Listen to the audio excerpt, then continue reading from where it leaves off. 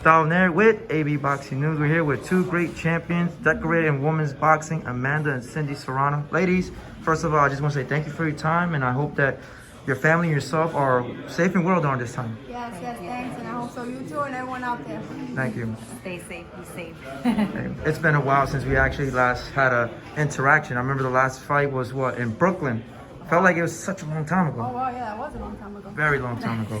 I feel ancient at times, but it's all good. But since then, my question to you guys, what have you guys learned about yourselves during this whole COVID era? And, just, I'm assuming it changed boxing in a lot of ways.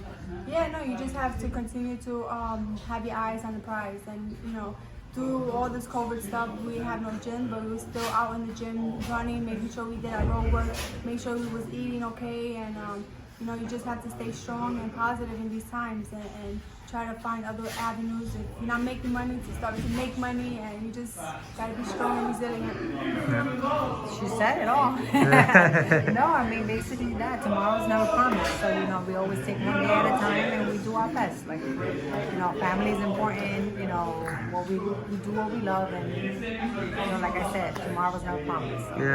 Yeah. Many fans don't understand this, but for you guys, during this whole quarantine, COVID, when you guys have preparing for a fight, you guys separate yourselves from, social media, the world, your family. It's like you kind of isolate yourself anyways. Did you feel like that in some sort of ways during this COVID and quarantine and whatnot? I mean, no, I'm blessed that I have her and my trainer Jordan, which is also my brother-in-law, her husband. So we're always together. It's always us. So it was really no change. Just the change was not seeing, interacting with other people and not seeing other people in the gym. But we kind of been quarantined our whole lives. Interacting with too many people, is always us together. So I mean, it was just a somber feeling, when you turn on the news and stuff like that. It's just sad all in all. But for the most part, like she said, we're always together. We try to isolate ourselves from all the nonsense and negative things out there. So we're pretty much quarantined all the time. I mean, the only thing was, like I said, especially for New York, the gyms were closed, and it was hard to even train. Yeah. Correct. For all the fans, your fan base, they appreciate you, they love you, they want to know, what's next for you guys? When is your next upcoming fight, so they can know? Yes, no, we love our fans back. They give me the motivation to continue to push, especially through all these hard times. But yeah, I fight March 25th. In Puerto Rico, in my island. I'm going back home as a unified champion, defending my WBC and WBO titles against Daniela Bermudez, a tough and rough Argentinian. And she's gonna come and she's gonna try to take my titles, but that's not gonna happen. I'm training really hard. I was blessed to have my sister coming to this camp with me, giving me hard sparring and making my meals, so I feel strong. I feel ready just to go in there and defend those babies. But you can catch it up. You can catch it live on NBC Sports. NBC Sports. For Ring City, USA. Okay. And for me, I'm just trying to make the weight. I mean, I haven't fought in 2 years, so I don't have anything ready. When I feel ready, I'll decide to get back in it. If not, then I dragged her with me to the gym. I said, this training can't be coming with me. She can't escape it. Nope, definitely not this one. So I don't have anything concrete, but we're working for something. If it happens, it happens. Yeah. I know a couple of days ago, it was International Women's Day, which I call it International Women's Boxing Day, because I feel like a lot of people don't take the time to appreciate you guys. I know that women's boxing has been around for a good minute. I know Amanda, yourself, been in there for a while. But my question to you guys, was it a good moment? Because I know it wasn't the first time done in terms of women's boxing and in a spotlight, right? With Claressa Shields on pay-per-view and whatnot. But what does it feel as a woman, a fighter, to see what she did, achieved, and whatnot in a pay-per-view event? My hat definitely goes off to Claressa Shields. She took a huge risk going in there, ring and doing anything that she did. She put her own pay-per-view. She said if no one's gonna help her, she's gonna do it herself. And it wasn't guaranteed that she's gonna make a lot of money. But she stood for herself. She felt what she was worth, and she said, "Screw it, I'm gonna do it by myself." And much props to Claressa Shields. She definitely made $40 from us. Yeah. So she's a true champion, and it's a good thing, and it was a good showing. She put on a hell of a show. The girl came, she wasn't gonna just have Claressa Shields walk over her. So it was a good show, and I hope that it opened doors for us, and other people will want to put us on pay-per-view, and You know, it's 2021. It's a new year. We went through a crazy 2020. Now it's just only things to look forward to. Yeah. No, I agree. I mean, I've been fighting for 20 years myself. When I started, it was only about 50 women in the whole entire world. Yeah. And, you know, we were just put on as sideshows. So, you know, Claressa, you know, like she said, she's the woman. If it wasn't for, you know, for her to keep those doors open, who knows what can happen. But that's an amazing job. What they need to do is just have them more consistent and just have these great girls go out there and put on a show. You know, she's not scared of anyone. She's gonna fight whoever wants to fight her. You know, some of these girls, they don't want to fight. Yeah. So, you know, you need to go in there, you need to fight, win, lose, or draw, and put on a show. You know, sometimes that deteriorates the sport as well, you know? Yeah. Like, you want to see two women fight, but you want to see two good women fight. So Yeah. people got to just step it up and get in there and win, lose, or draw. It's boxing, that's what it is, you know? Fight, and I'm pretty sure, you know, the fans will come, you know? Because from top to bottom, it was all women's bout, right? And one of the things I started like assuming, I don't know why I like to assume a lot of things, right? But I feel like one day there should be like a super card, like Serrano, yourself, Shields, Katie Taylor. Like, I mean, maybe between you guys or just different bouts and one super card. Yeah, I takes one step at a time, buddy. Yeah, but I One love it. step. I was- But yeah, no, Claressa Shields opened that door. She put her foot in there, and now it's just having other promoters and network and sponsors wanting to see that and putting us on, because that list you just said right there, that's one expensive list of women out there. I'll pay it 3 times on my cable net. Don't worry. No, I mean, if there's other men out there like you, then we'll definitely have that happen. But like I said, I mean, all women's card, I'm for it. But it's the right women that you have to put on it. Because, you know, you have A-list, you have A-minus, you have B fighters. But it's just like in the men. So you have to, you know, in order, especially in the beginning, to start it up, you have to have meaningful fights in there so people can see, like, wow, these women can fight. Because there's a lot of us that can't fight, but we don't showcase it because we're always on undercards, we don't get the TV time. So I think that soon, you know, once these girls step up and get in there, then we'll see it. And the talent, you know, is there. The talent is there. Yeah. You just gotta, you know, airtime. So that's why, you know, it's And I awesome say, that she's gonna be fighting on NBC Sports. Main event. Huge Main event. event. I think they just did a UFC pass or something.